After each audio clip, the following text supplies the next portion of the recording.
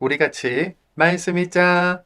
푸른 마르고 꽃은 떨어지나 주의 말씀은 영원합니다. 오늘도 말씀을 나누고 전하는 권서인으로 살아가는 모든 분들을 사랑하고 축복합니다. 로마서는 복음 중의 복음, 복음의 개요, 복음의 압축과 같은 말들로 표현될 수 있는 성경 목록이라고 했지요. 오늘 해당 본문인 4장에서 8장까지의 표제어들만 읽어봐도 기독교 복음의 핵심이 무엇인지 알 수 있는데요. 표제어들을 순서대로 읽어보겠습니다. 믿음으로 의롭다고 인정받은 아브라함, 믿음을 통해 이루어진 약속, 의롭다고 인정받아 이루어진 화해, 죽음을 불러들인 아담, 생명을 주신 그리스도, 죄에서 끊어져 죽고 하나님을 바라보며 사는 우리, 하나님을 섬기는 종인 우리, 율법에서 벗어나 하나님을 섬기는 우리, 죄를 깨닫게 하는 율법, 좋은 일을 하고 싶으나 하지 못하는 비참함, 성령 안에 있는 생명, 장차 드러날 영광, 그 무엇도 하나님의 사랑에서 우리를 떼어낼 수 없다입니다. 바울은 이렇게 아브라함과 아담까지 거슬러 올라가서 믿음과 복음을 증명해냅니다. 오늘 우리가 함께 살펴볼 내용은 1. 할례받지 않은 상태에서 믿음의 조상이 된 아브라함, 2. 죽음을 불러들인 아담, 생명을 주신 그리스도, 3. 어떻게 여전히 죄 안에서 살겠습니까? 4. 율법은 죄를 깨닫게 하는 표지판, 5. 그 무엇도 하나님의 사랑에서 우리를 떼어낼 수 없다입니다. 먼저 첫 번째, 할례받지 않은 상태에서 믿음의 조상이 된 아브라함입니다. 바울은 율법이 아니라 믿음으로 구원받는다는 복음을 계속 전해왔는데요. 이로 인해 유대인들에게 공격을 받고 복음이 훼손되는 위험도 여러 차례 겪었죠. 그래서 복음을 총정리한 로마서에서 믿음으로 구원받을 수 있는 이유, 믿음만으로 의가 될 수 있는 이유를 아브라함까지 거슬러 올라가 설명합니다. 로마서 4장 3절입니다. 성경은 무엇이라고 말합니까? 아브라함이 하나님을 믿으니 하나님이 이를 보시고 그를 의롭다고 여겨주셨다 하고 말합니다. 10절입니다. 그렇다면 그가 어떻게 의롭다고 여겨졌습니까? 할례받은 상태가 아니라 할례받지 않은 상태에서입니다. 아멘. 이 설명을 듣고 유대인들은 머리가 띵 했을 것입니다. 모세를 통해 주신 율법이 있기 전이요, 할례를 받지 않았을 때부터 아브라함을 믿음의 조상으로 세우셨다는 사실을 바울이 찾아냈기 때문이죠. 그러므로 할례받지 않은 상태에서 믿음으로 의롭다고 인정받은 아브라함처럼 우리도 예수 그리스도의 보혈로 인해 구원받게 된다는 사실까지 연결해서 설명하죠. 로마서 5장 8절입니다. 그런데 하나님은 우리를 향한 자신의 사랑을 확실히 증명해 보이십니다. 곧 우리가 아직 죄인일 때에 그리스도님이 우리를 위해서 죽으신 것입니다. 9절입니다.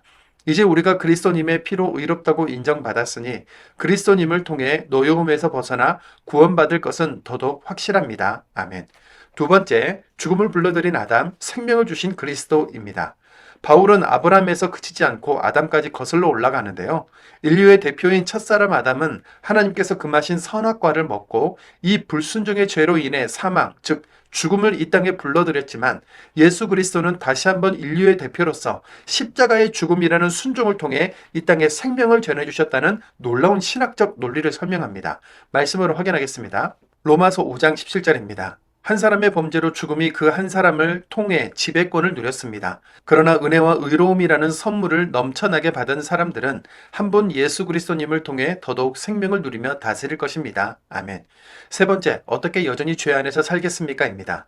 그렇다면 이런 놀라운 은혜를 받아 구원받은 사람은 어떻게 살아가야 하는 것일까요? 이제 구원받았으니까 마음껏 죄를 지어도 되는 것일까요? 로마서 6장 2절입니다. 절대로 그럴 수 없습니다. 우리가 죄에는 죽은 사람들인데 어떻게 여전히 죄 안에서 살겠습니까? 아멘. 세례를 통해 나 자신은 죽고 부활의 예수 그리스도와 함께 살라. 전에는 죄인이었지만 죄와 율법으로부터 해방된 하나님의 종이 되어 끝까지 죄와 싸우고 거룩한 열매를 맺으라고 이야기합니다. 네 번째, 율법은 죄를 깨닫게 하는 표지판입니다. 율법이 구원의 조건이 아니기 때문에 율법은 무조건 나쁜 것이고 버려야 하는 것일까요? 그렇지 않습니다. 왜냐하면 율법은 우리의 죄를 깨닫게 하는 표지판 기능을 하기 때문이죠. 로마서 7장 7절입니다. 그렇다면 우리가 무엇이라 말할까요? 율법이 죄입니까? 절대로 그럴 수 없습니다. 오히려 율법을 통하지 않고서는 내가 죄를 알지 못했을 것입니다. 율법이 넘보지 마라 하고 말해주지 않았다면 넘보는 것을 알지 못했을 것입니다. 아멘. 우리는 끈질긴 죄의 유혹 앞에 벗어날 수 없어서 자주 좌절하지요. 바울은 하나님의 법과 죄의 법이 충돌하는 죽음의 몸에서 건져내 주실 분은 하나님이시다. 생명의 성령의 법이 죄와 죽음의 법에서 우리를 해방한다고 선언합니다. 로마서 8장 1절 2절입니다. 그러므로 이제 그리스도 예수님 안에 있는 사람들에게는 유죄 판결이 없습니다.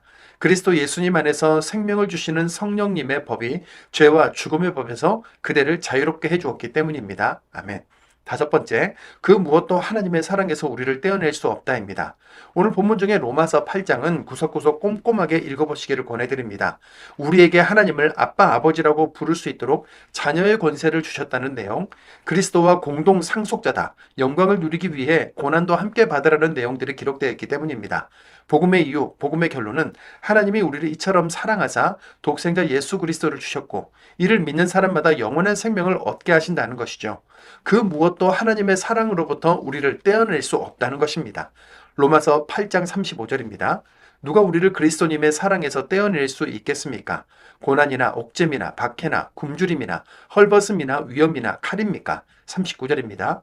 그 무엇도 그리스도 예수 우리 주님 안에 나타난 하나님의 사랑에서 우리를 떼어낼 수 없을 것입니다. 아멘. 사도 바울이 확고한 믿음과 소망 안에서 전하는 복음과 진리가 참 힘이 넘치지요. 예수 그분이 누구이신지, 하나님이 누구이신지 분명히 알고 확신하는 가운데 증명하고 선언하고 있기 때문일 것입니다. 우리도 바울처럼 나의 예수님, 나의 복음이 무엇인지 확인하고 증명하면서 복음에 사로잡힌 신앙생활을 할 수 있기를 소망합니다. 로마서 4장입니다. 로마서 4장. 그러면 육신에 따라 우리 조상인 아브라함이 무엇을 찾아 얻었다고 말해야 할까요? 아브라함이 행위들 때문에 의롭다고 인정받았다면 자랑거리가 있을 겁니다. 그러나 하나님 앞에서는 그렇지 않습니다. 성경은 무엇이라고 말합니까?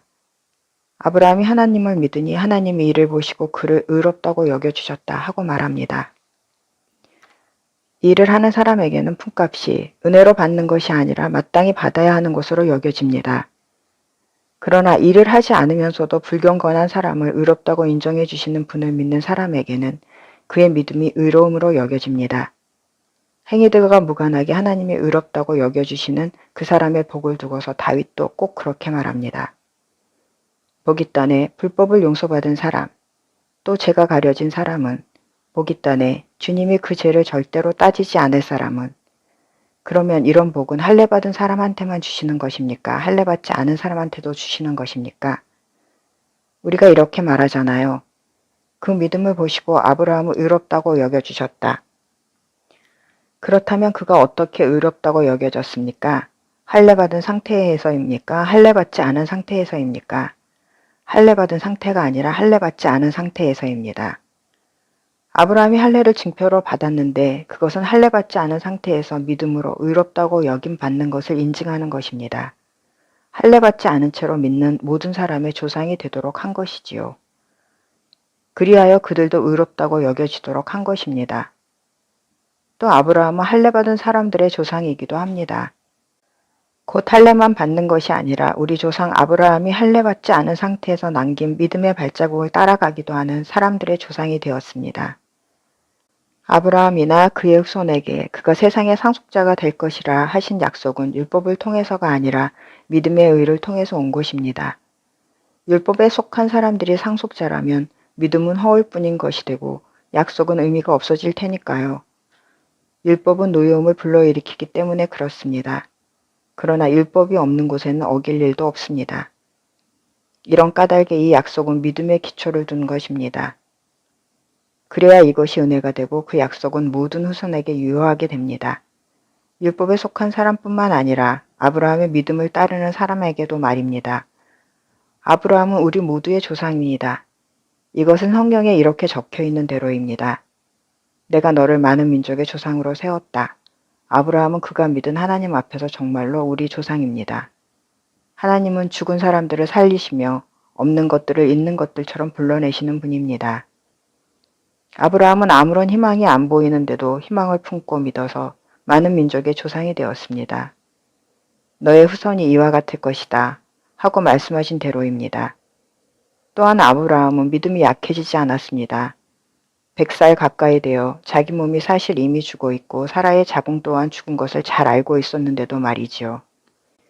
하나님의 약속에 대하여 그는 믿음 없이 의심하지 않았습니다. 오히려 믿음이 강해져서 하나님께 영광을 돌렸습니다. 그는 확신에 차 있었습니다. 하나님은 약속하신 것을 또한 이루어 주실 능력이 있으시다고요. 그래서 또한 하나님이 이를 보시고 그를 의롭다고 여겨주셨다라고 하신 것입니다. 그를 의롭다고 여겨주셨다 하는 말은 다만 아브라함만을 위해서 적혀 있는 것이 아닙니다. 그것은 또한 우리를 위한 것이기도 합니다. 머지않아 의롭다고 여김받게 될 우리, 곧 예수, 우리 주님을 죽은 사람들 가운데서 일으켜 살리신 분을 믿는 우리 말입니다. 예수님은 우리의 범죄 때문에 죽음에 넘겨지셨고 우리를 의롭다고 선언해 주시려고 살아 일어나셨습니다. 5장. 그러므로 우리는 믿음의 기초에서 의롭다고 인정받아 하나님과 평화로운 관계를 누리고 있습니다. 우리 주 예수 그리스도님을 통해서이지요. 또한 그분을 통해서 믿음으로 우리는 지금 서 있는 이 은혜 안으로 들어오게 되었습니다.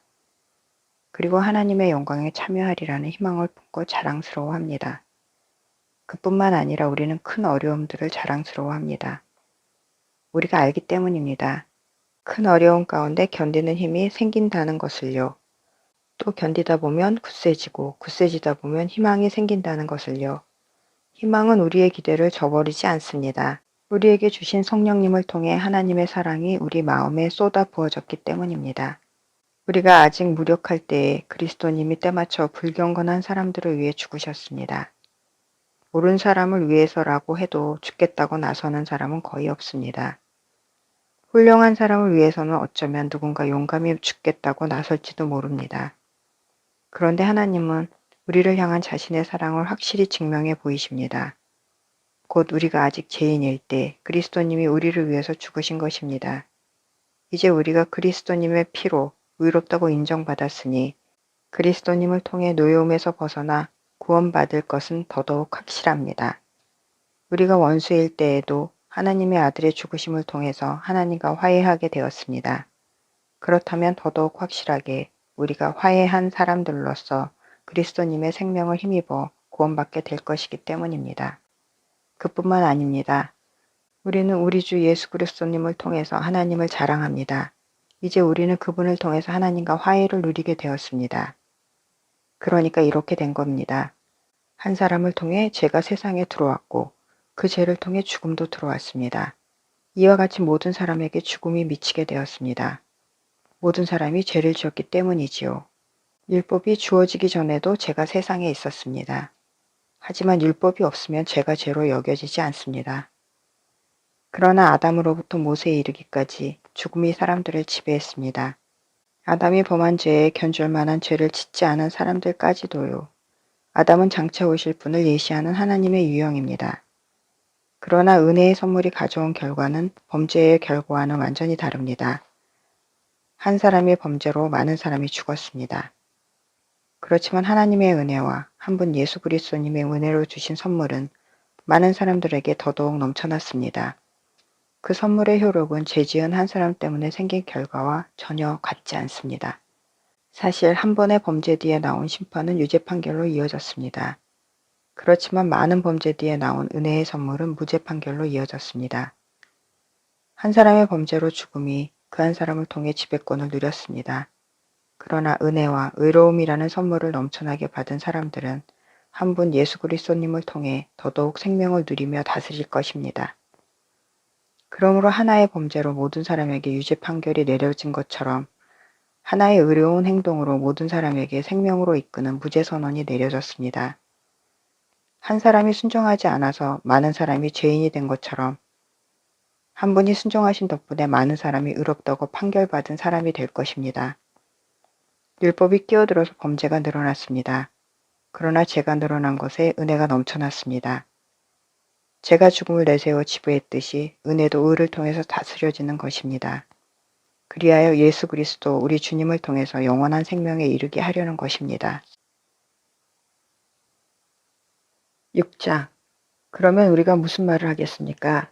은혜가 더 커지도록 우리가 죄 안에 줄곧 머물러 있어야 하겠습니까? 절대로 그럴 수 없습니다. 우리가 죄에는 죽은 사람들인데 어떻게 여전히 죄 안에 살겠습니까? 아니면 여러분은 모르십니까?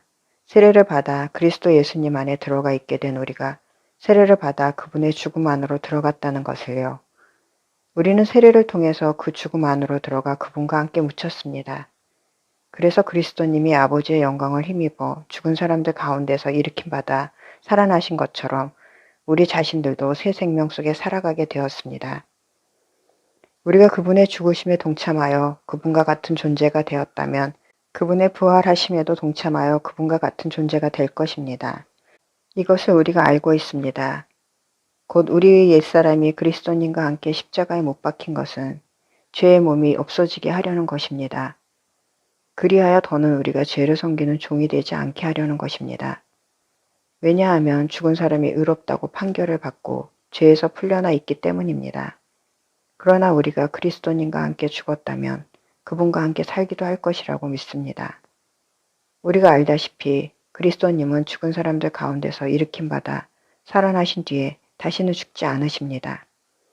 죽음이 더는 그에게 주인 노릇하지 못합니다. 그분이 죽으신 것은 죄의 지배를 끝장내려고 단 한 번 죽으신 것입니다.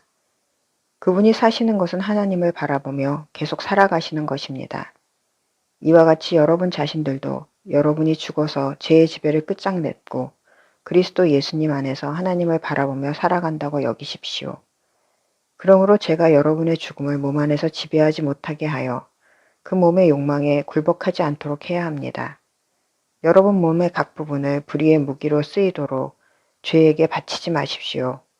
오히려 여러분 자신들을 죽은 사람들 가운데서 살아난 사람답게 하나님께 바치십시오.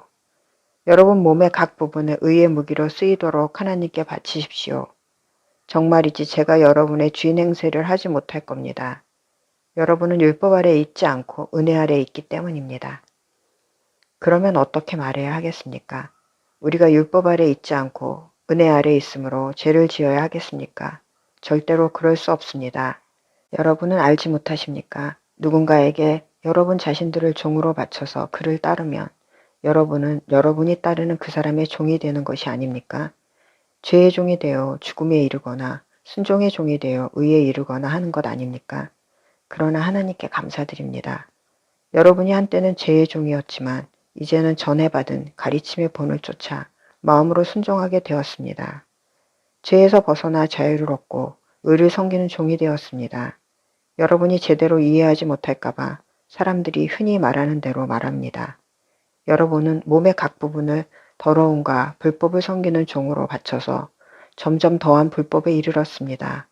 마찬가지로 이제는 여러분의 몸 각 부분을 의를 섬기는 종으로 바쳐서 거룩함에 이르도록 하십시오. 여러분이 죄의 종이었을 때 여러분은 의에 대해서 자유로웠습니다.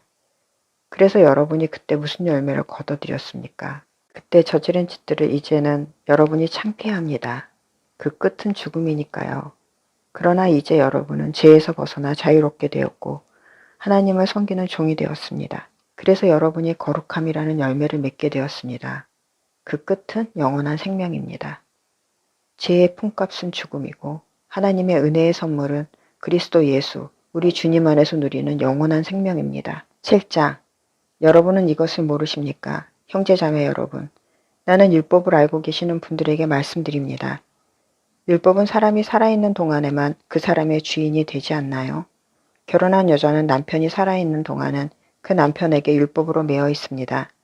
그렇지만 그 남편이 죽으면 그를 남편에게 매어둔 율법에서 풀려납니다. 따라서 남편이 살아있는 동안에 다른 남자와 관계를 맺으면 바람피운 여자라고 불릴 것입니다. 그렇지만 그 남편이 죽으면 그 여자는 율법에서 벗어나 자유롭습니다. 그래서 다른 남자와 관계를 맺는다고 해도 바람피운 여자가 되는 것은 아닙니다. 그러므로 나의 형제자매 여러분, 여러분 자신들도 그리스도님의 몸을 통해서 율법에 대해 죽임을 당했습니다. 그리고 다른 분, 곧 죽은 사람들 가운데서 일으킴 받아 살아나신 분께 속하게 되었습니다. 그리하여 우리가 하나님을 위해 열매를 맺게 되었습니다.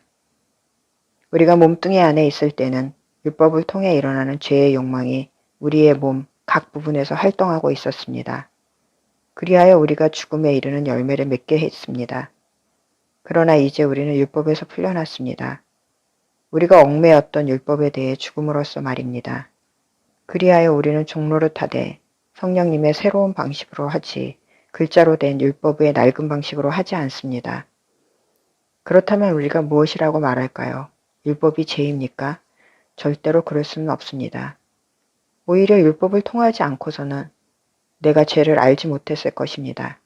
율법이 넘보지 마라 하고 말해주지 않았다면 넘보는 것을 알지 못했을 것입니다. 그러나 제가 계명을 통해 기회를 잡아 내 안에 온갖 넘보는 마음을 불러일으켰습니다. 율법이 없으면 죄는 죽은 상태이기 때문입니다. 분명히 한때 율법이 없을 때는 내가 살아 있었습니다. 그런데 계명이 오자 제가 살아났습니다. 도리어 나는 죽고 말았습니다. 생명으로 이끌 바로 이 계명이 나에게는 죽음으로 이끄는 것으로 드러났습니다. 죄가 계명을 통해 기회를 잡아 나를 완전히 속였고 계명을 통해 나를 죽였습니다. 따라서 율법은 거룩합니다. 그리고 계명은 거룩하고 정당하며 훌륭합니다. 그렇다면 그 훌륭한 것이 나에게는 죽음의 원인이 되었습니까? 절대로 그럴 수 없습니다. 오히려 죄가 죄로 밝혀지도록 제가 훌륭한 것을 통하여 나에게 죽음을 불러일으켰습니다. 그리하여 계명을 통해 제가 범죄의 뿌리라는 것이 더할 나위 없이 분명해졌습니다. 우리가 알다시피 율법은 영적인 것입니다. 그런데 나는 육신적이어서 죄 아래 팔린 상태입니다. 나도 내가 무슨 일을 하고 있는지 알지 못합니다. 내가 원하는 일, 바로 그것을 실천하지 않고 오히려 내가 역겨워하는 일, 바로 그것을 행하고 있으니 말입니다. 내가 원하지 않는 일, 바로 그것을 행하고 있다면 나는 율법이 선하다는 데 동의하는 셈입니다. 그렇다면 이제 그 짓을 하는 것은 더는 나 자신이 아니라 내 안에 자리 잡고 사는 죄입니다. 나는 알고 있습니다. 내 안에, 곧 내 몸뚱이 안에 선한 것이 자리 잡고 살지 않는다는 것을요. 좋은 일을 하고 싶은 마음은 건절하지만 그것을 해내지는 못하고 있으니까요. 하고 싶은 일, 곧 선은 행하지 않고 오히려 하고 싶지 않은 이 일, 곧 악은 저지릅니다. 내가 내 자신도 하고 싶지 않은 이 일을 행한다면 그 짓을 하는 것은 더는 나 자신이 아니라 내 안에 자리 잡고 사는 죄입니다. 그런즉 나는 법칙을 발견합니다. 좋은 일을 하고 싶어 하는 나. 그런 나에게 악한 것이 바로 곁에 있다는 것입니다. 나는 속사람으로는 하나님의 법을 기뻐합니다. 그런데 내가 보니 내 몸의 각 부분에는 다른 법이 있어서 내 마음의 법과 맞서 싸우고 있습니다. 그리고 내 몸의 각 부분에 있는 죄의 법으로 나를 포로로 삼고 있습니다. 나야말로 얼마나 비참한 사람입니까? 누가 나를 이 죽음의 몸에서 건져내 주겠습니까? 하나님께 감사드립니다. 하나님이 건져내 주십니다. 예수 그리스도 우리 주님을 통해서요. 그러므로 결국 나 자신은 마음으로는 하나님의 법에, 몸뚱이로는 죄의 법의 종로를 타고 있습니다. 8장. 그러므로 이제 그리스도 예수님 안에 있는 사람에게는 유죄 판결이 없습니다. 그리스도 예수님 안에서 생명을 주시는 성령님의 법이 죄와 죽음의 법에서 그대를 자유롭게 해주었기 때문입니다. 율법이 몸뚱이 탓에 무력해져서 할 수 없었던 그것을 하나님이 하셨습니다. 하나님은 자신의 아들을 죄가 활동하는 몸뚱이를 지닌 모습으로 죄를 없애주시려고 보내셨습니다. 그리하여 그 몸뚱이에서 활동하는 죄에게 유죄 판결을 내리셨던 것입니다.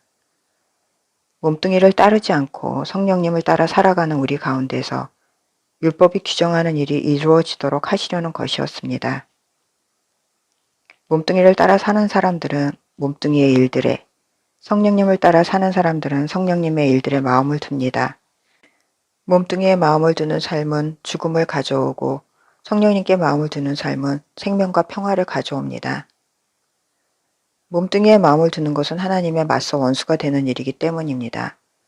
그것은 하나님의 법을 따르지 않을 뿐만 아니라 그렇게 할 수도 없습니다. 몸뚱이에 사로잡혀 있는 사람들은 하나님 마음에 들 수 없습니다.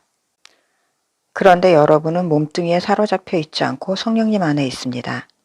하나님의 영이 여러분 안에 자리 잡고 살고 계신다면 말입니다. 하지만 누구든 그리스도님의 영이 없으면 이런 사람은 그리스도님의 사람이 아닙니다.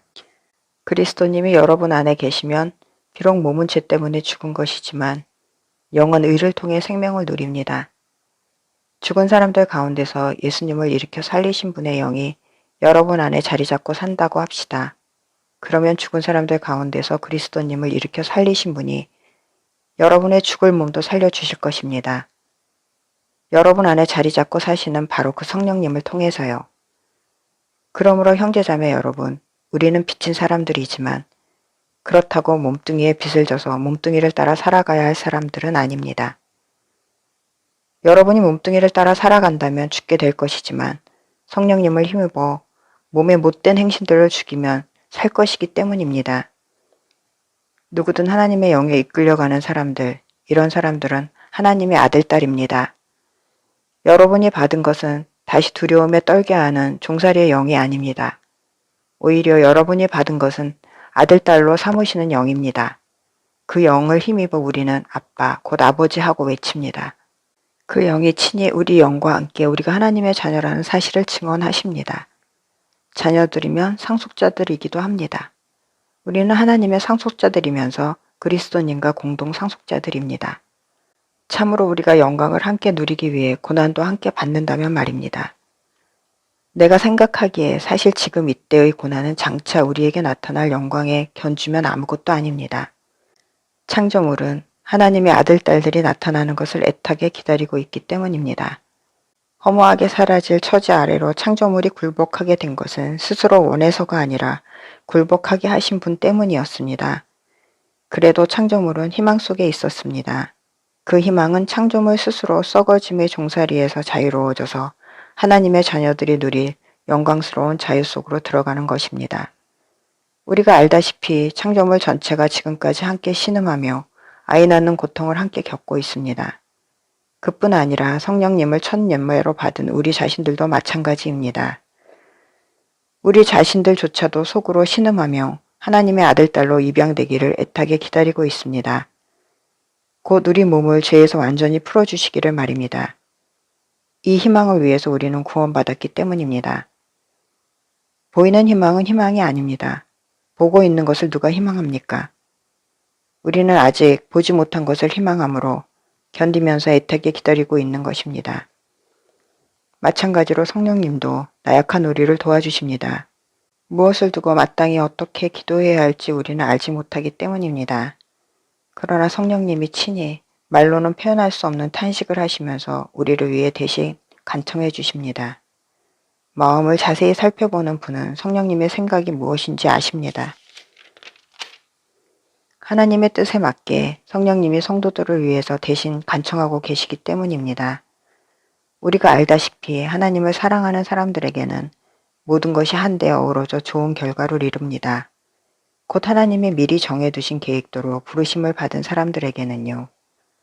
하나님은 미리 선택하신 사람들을 미리 정하시기를 그 아들의 모습과 같은 모양이 되게 하셨기 때문입니다. 이렇게 해서 그 아들이 많은 형제 자매들 가운데서 맞이가 되도록 하셨던 것이지요. 하나님이 미리 정해두신 사람들, 이들을 또한 부르셨습니다. 부르신 사람들, 이들을 또한 의롭다고 인정하셨습니다. 의롭다고 인정하신 사람들, 이들을 또한 영광스럽게 하셨습니다. 그렇다면 이런 일에 대하여 우리가 무슨 말을 해야 하겠습니까? 하나님이 우리를 위하시면 누가 우리와 맞설 수 있겠습니까? 하나님은 자기 아들을 아끼지 않으시고 우리 모두를 위해 내주셨습니다. 그렇다면 당연히 그분이 그 아들과 함께 다른 모든 것도 우리에게 은혜의 선물로 베풀어 주시지 않겠습니까? 하나님이 선택하신 사람들을 누가 고발하겠습니까? 의롭다고 인정하시는 분은 하나님이십니다. 유죄 판결을 내릴 수 있는 사람은 누구입니까? 그리스도, 예수님은 죽으셨을 뿐만 아니라 일으킴받아 살아나신 분입니다. 또한 하나님 오른쪽에 계시는 분으로 우리를 위해서 대신 간청도 하시는 분입니다. 누가 우리를 그리스도의 사랑에서 떼어낼 수 있겠습니까? 고난이나 옥잼이나 박해나 굶주림이나 헐벗음이나 위험이나 칼입니까? 성경에 이렇게 적혀 있는 대로입니다. 주님 때문에 우리는 죽임을 당합니다. 온종일. 잡아 죽일 영처럼 여겨집니다. 그러나 이 모든 상황 가운데에서도 우리는 우리를 사랑하시는 분을 힘입어서 거뜬히 이겨냅니다. 나는 확신하기 때문입니다. 그 무엇도 하나님의 사랑에서 우리를 떼어낼 수 없으리라는 것을요. 죽음이나 생명이나 천사들이나 통치자들도요. 현재일이나 장래일이나 능력들도요. 높음이나 깊음이나 다른 어떤 창조물도요.